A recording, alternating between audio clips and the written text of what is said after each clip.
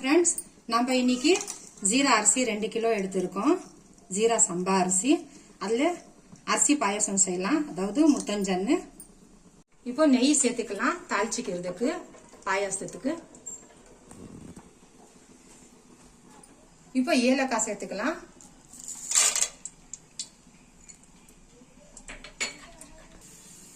இப்போ அரிசி நல்லா குழஞ்சு வர்ற மாதிரி தண்ணி சேர்த்துக்கலாம்.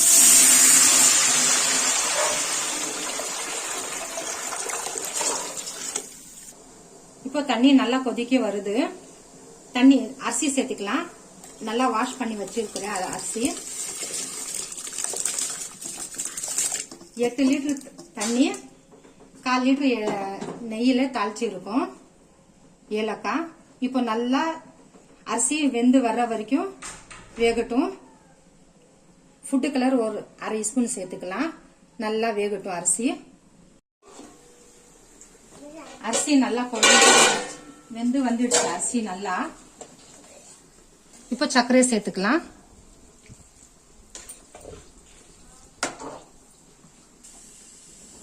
சர்க்கரை 3 கிலோ சேர்த்துக்கலாம்.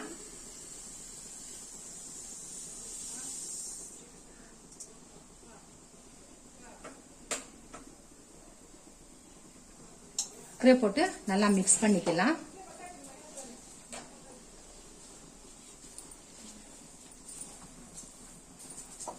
இந்த பக்கம் பால் வெந்திட்டு இருக்கு. பொங்கிட்டு இருக்கு பால்.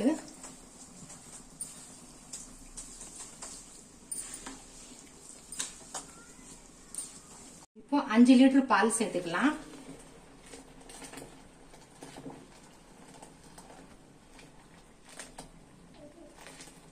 தண்ணிய சேர்த்தாம கொதிக்க வச்சிருக்கிற பால்.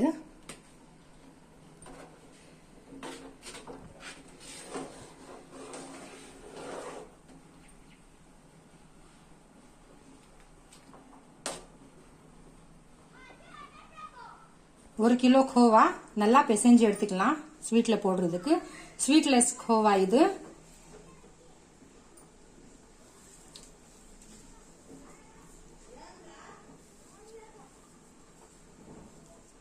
அங்கங்கே கட்டி கட்டியா நின்னுடும். கொஞ்சம் பிசைஞ்சு போட்டா நல்லா மிக்ஸ் ஆயிடும் பாயாசத்துல.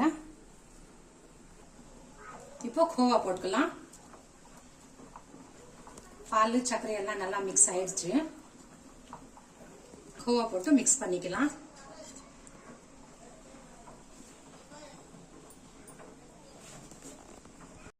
கோவா போட்டு நல்லா மிக்ஸ் பண்ணிட்டோம். இப்போ 2 டின்னு மில்க் மேட் சேர்த்துடலாம்.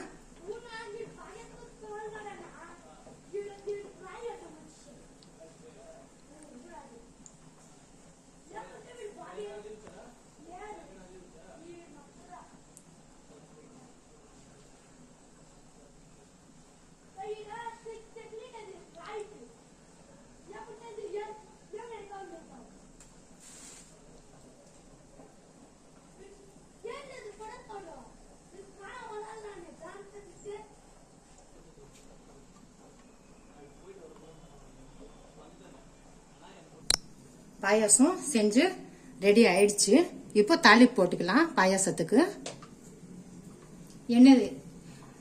நெய் சேர்த்துக்கலாம். ஃபர்ஸ்ட் 1/4 லிட்டர் சேர்த்திருந்தேன் அரிசி வேகிறதுக்கு. இப்போ ஒரு 1/4 லிட்டர் நெய் நந்தினி நெய்.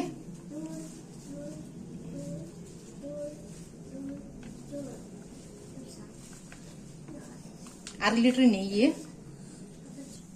முந்திரி 1/4 கிலோ சேர்த்துக்கலாம்.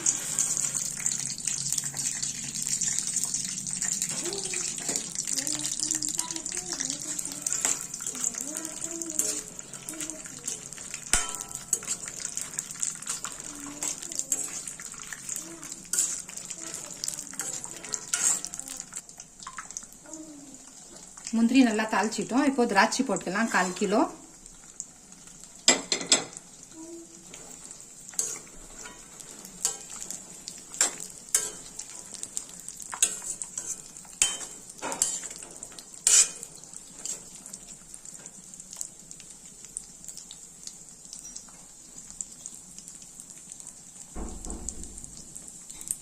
முந்திரி திராட்சை நல்லா தாளிச்சிட்டோம். இப்போ கேஸ் ஆஃப் பண்ணிடலாம்.